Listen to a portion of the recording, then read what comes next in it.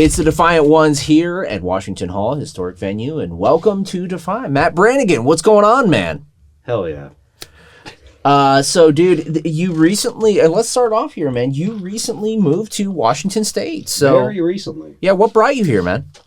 Some family stuff, just here to, there's just some family I need to help take care of. But Absolutely. So, it's just kind of more personal stuff. And I was actually really worried that I wouldn't be able to find any place to wrestle when I got here. So I'm very, very happy with how everyone here at Defy has been very nice, very welcoming. Yeah. And I'm stoked. I thought it was going to take me like months to get booked, but I just got here Thursday night and wrestling on Saturday. Later. Yeah. That's amazing. and I mean, this is, not just, another wrestling program. The Defy, we got like worldwide talent and no, it's a big historic deal. venue. So I wasn't even going to ask to get booked. I was like, they're not going to want me. That's Kenta. Now it's your home promotion. Now it's, that's my home base. Yeah, exactly. You're a Defy crazy. original. I've defied the odds. Exactly. Hey. So before that, though, yes. Ohio.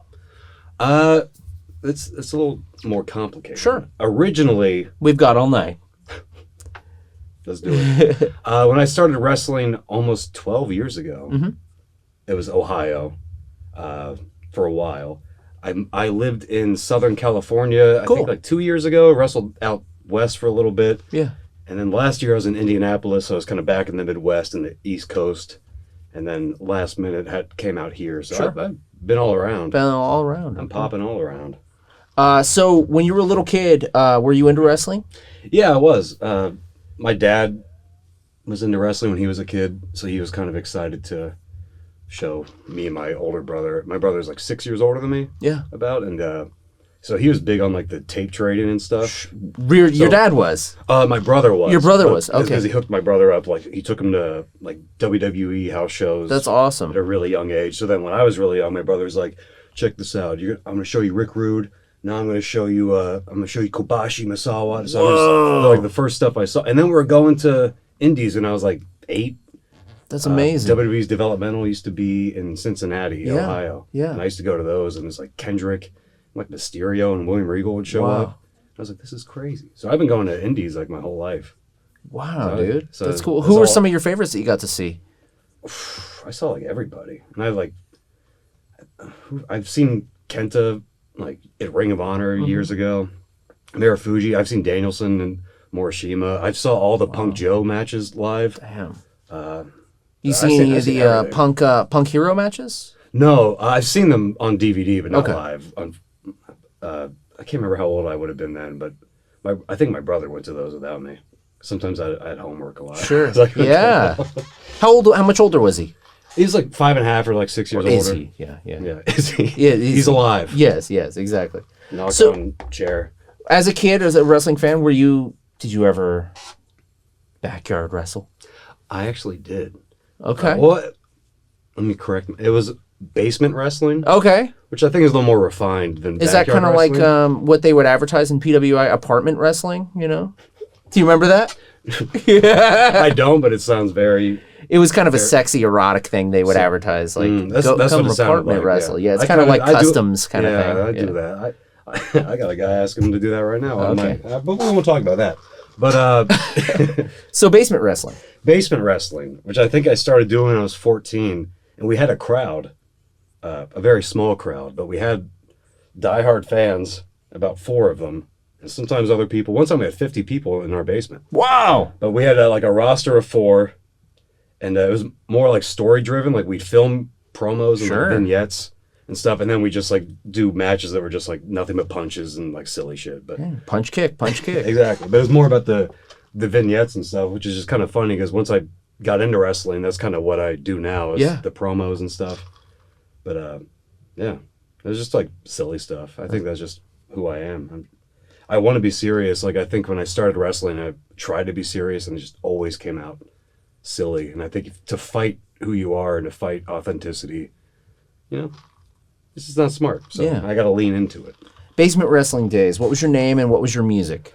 Okay. So I had a character. I wanted to be, it's kind of an El Generico ripoff, but it was more, like in the 80s and like even in the 70s, they had the really generic, like masked assassin type thing. So I wanted to just be that. And the only like mask I had was very like lucha libre, so I was the masked Mexican superstar, and I was I was like a career jobber was my whole thing. Yeah, and I had no music because I was a jobber. Yeah, but then like we kept doing it, and then even as I built up and became like winning matches, my finisher was always a schoolboy. Like I never had moves. Even when I won like our belt in the basement days, I didn't have music. I just would come out to no music. No music. Yeah, so that was the whole bit. It was just like a jobber that became top guy. Kind of like Mikey Whipwreck in ECW, dude. It's like that, yeah. Yeah. But it's funny because I used to be really shy, so that's why I want a masked character. Sure. And like even though I'm wrestling in front of people that I know, it was like so crippling. I would get so nervous about it.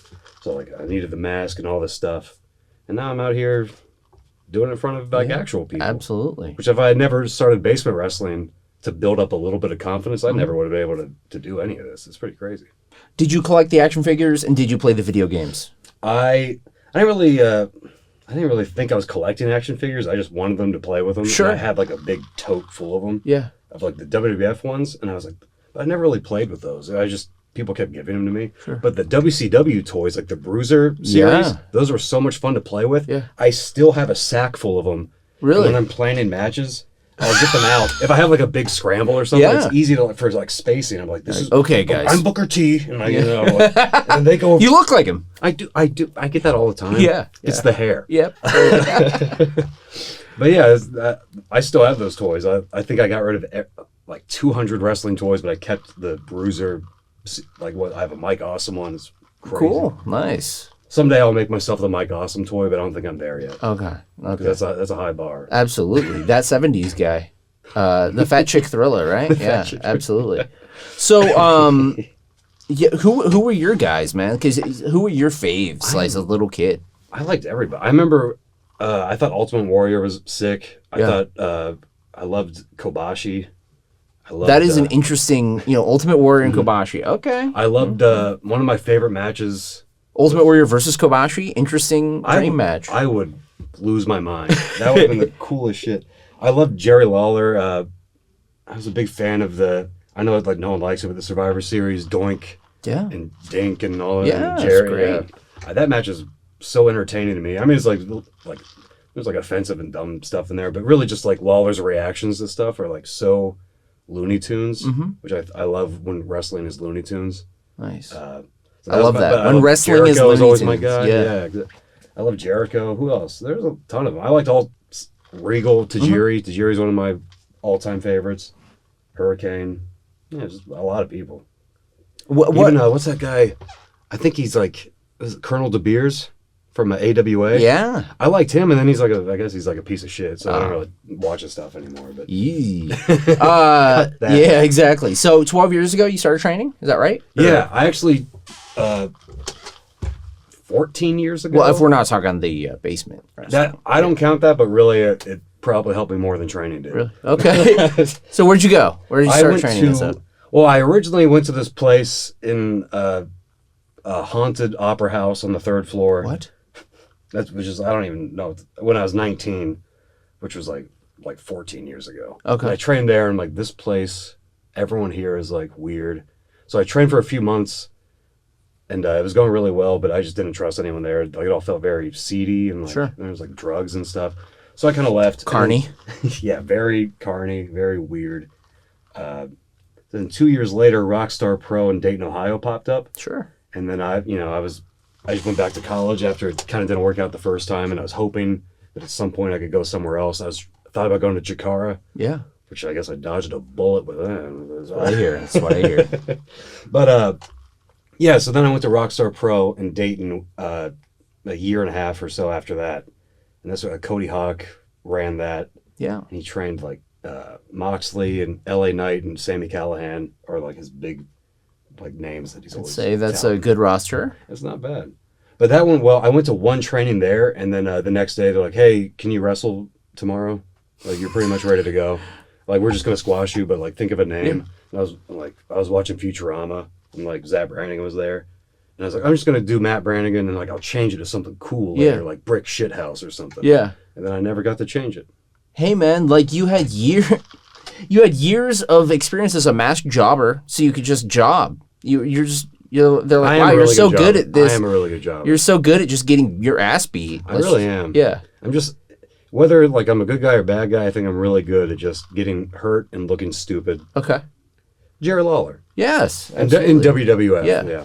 So Brick Shit House never ended up working out. So you're just like I also Matt wanted Brady. to be Boneyard Johnson. Boneyard. I thought that was a cool one. Boneyard Johnson. 2 words for penis. Well, Boneyard is for penises. Yes. Johnson is penis. Exactly. It's kind of a confusing name. He's both a field of penises and one singular penis. Obviously, you're a fan of comedy. Yeah. Favorite comedians. Or favorite stand-ups? Yeah, stand-ups, and then some of your favorite comedy movies. I really like, I don't know, all sorts of stand-up, really. Like, Bill Burr tickles me. Mm-hmm. We should early Chappelle. See us. You should really see someone about that. He tickles you? He literally, he comes to my house and he tickles me. And stop, I'm going to pee my pants. But I don't know. I like Doug Stanhope a lot. Nice. I kind of fell out of staying current on stand-up, but I really like sketch comedy, like Mr. Show with Bob and David. Oh, yeah. Tim and Eric and like Tom Goes to the Mayor, which isn't really sketch comedy. The State's coming to town. The State? They're going on tour. I want to see that. But I loved The State and I loved Reno 911 and Stella. Yeah. And just weird stuff. I can't even remember some of the other ones I really Are you liked. a fan of the crazy, like the Tim and Eric, I do like the Tim Eric and Eric, Andre kind of? Eric Andre, he has some stuff I really like, but there's some things I'm like, a lot of it's like shock based, which is fine. But I kind of just like silliness. I'm a big fan of, and especially when you can make silly kind of smart. Yeah. Or like what Conan O'Brien, who I also love, and Norm Macdonald is my big comedian that I like a lot. Conan O'Brien always talks about that. Yeah. I know, dog. The intersectionality of like stupid and smart, which I was like, oh yeah, that's kind of what I like. I'm trying to figure out is how to be stupid in the smartest way possible. Yeah. So that's kind of what I'm about. If you watch any of my matches, you go like, oh okay, I see what he's trying to do, but he's just really stupid. He's not really close to smart. I think you should leave. You like that one?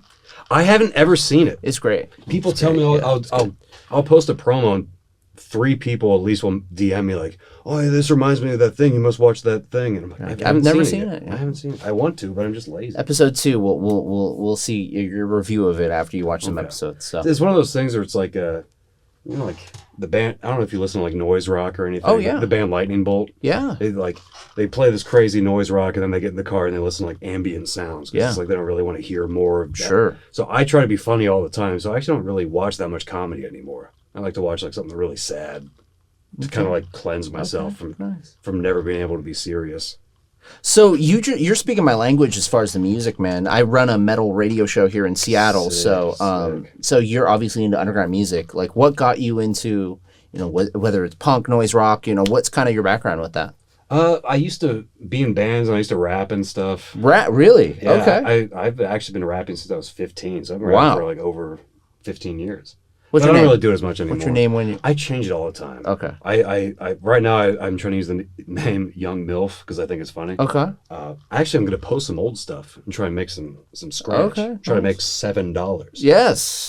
But yeah, I just like messing. That's how much The Rock started with. Apparently, that's what he said. $7. Well, maybe he'll sign me. Yeah. He's like, oh, I love $7. We'll see.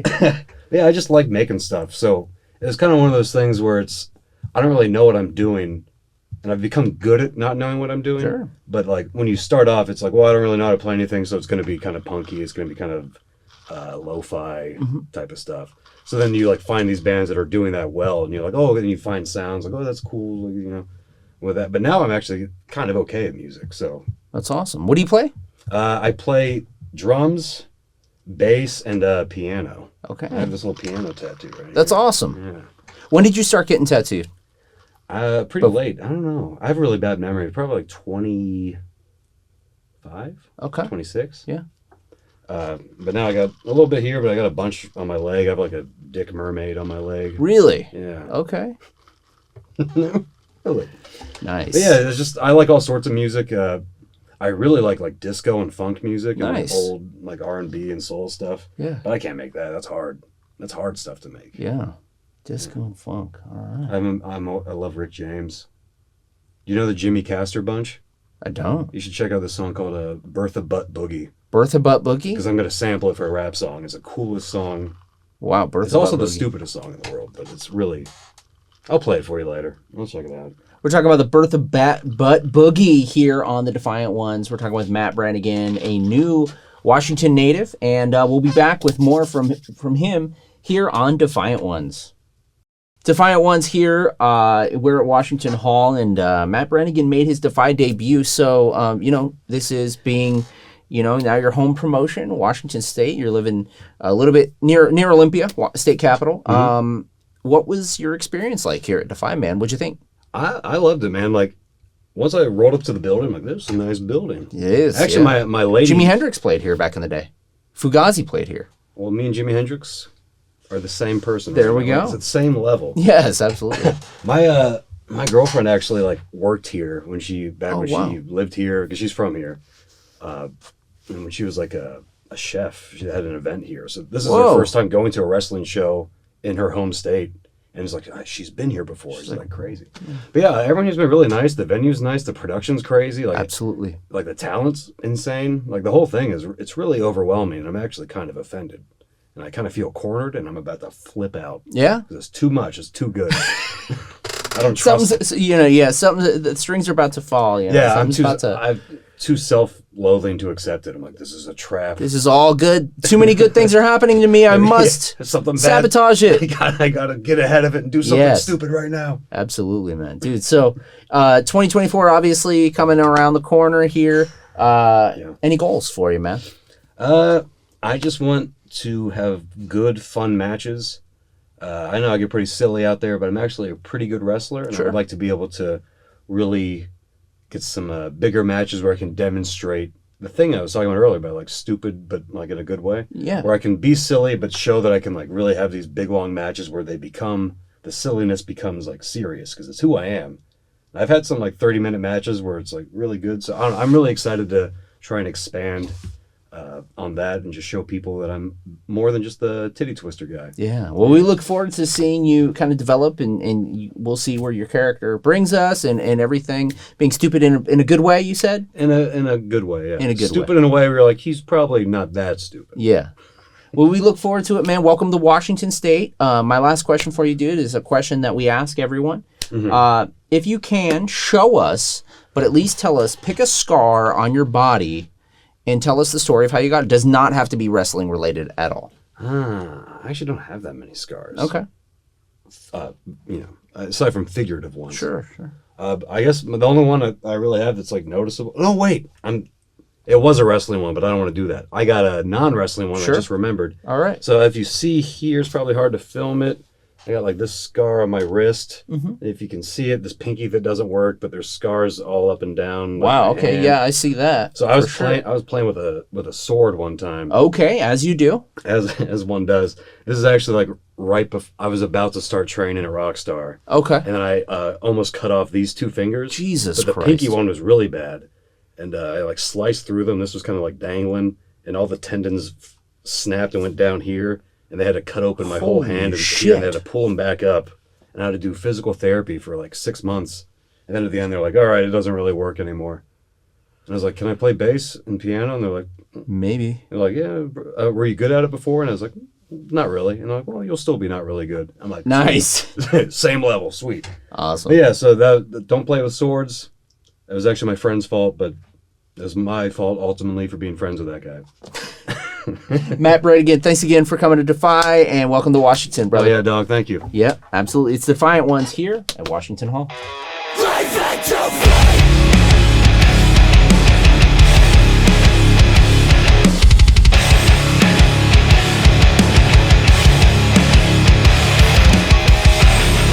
Professional wrestling has a brand new home where you can watch top-tier action for free.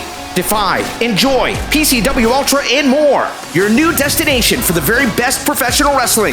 Remix.tv, where we watch wrestling.